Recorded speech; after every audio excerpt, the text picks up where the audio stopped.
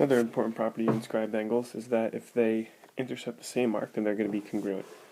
So take a second, pause the video, and try to figure out which angles would be congruent in the figures below.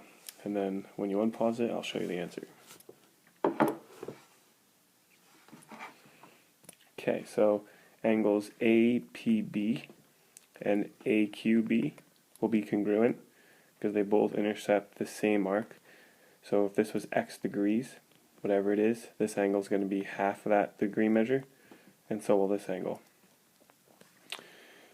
For the other one, it's going to be AQB and APB because they both intercept this arc. So let's say this was 200 degrees. Arc AB should be called arc with 3 letters, like something like AXB because it's a major arc. Then this angle would be 100 degrees, and so would that angle. A third important property of inscribed angles kind of builds off the first one, that an inscribed angle is half the measure of the arc, is that if an inscribed angle is inscribed in a semicircle, it's going to be exactly 90 degrees. Well, that should make sense. If this is a semicircle right here, then this angle intercepting that arc is going to be half that measure. Well, semicircles are 180, so this angle has to be 90, and if you look at it, it does look like a right angle. Right, angle B would be 30 degrees. Take a moment, pause the video, and try to find arc X and arc G on the other two. And when you unpause it, I'll have the answer. Okay, here are the answers. If you're good, you can fast forward. If you got these wrong, listen up.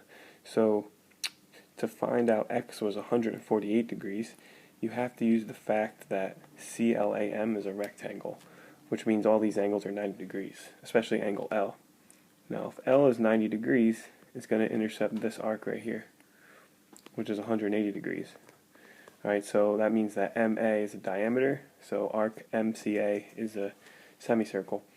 So if you subtract 32 from 180, you get this remaining part, which would be 148 degrees right here, from C to M.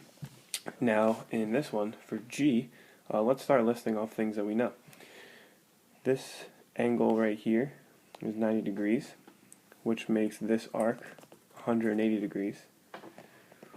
And that means that this remaining part of the arc, the rest of the circle, is 180.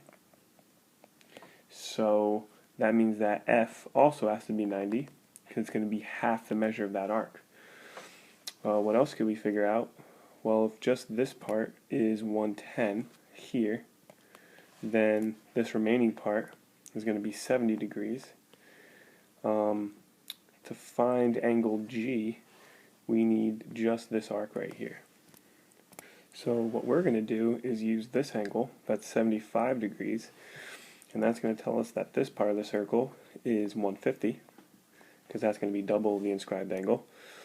Alright, we already know this part right here is 110, so together that adds up to 260, so a whole circle is 360, so this would have to be 100 degrees, because 100 plus 110 plus 150 adds up to 360.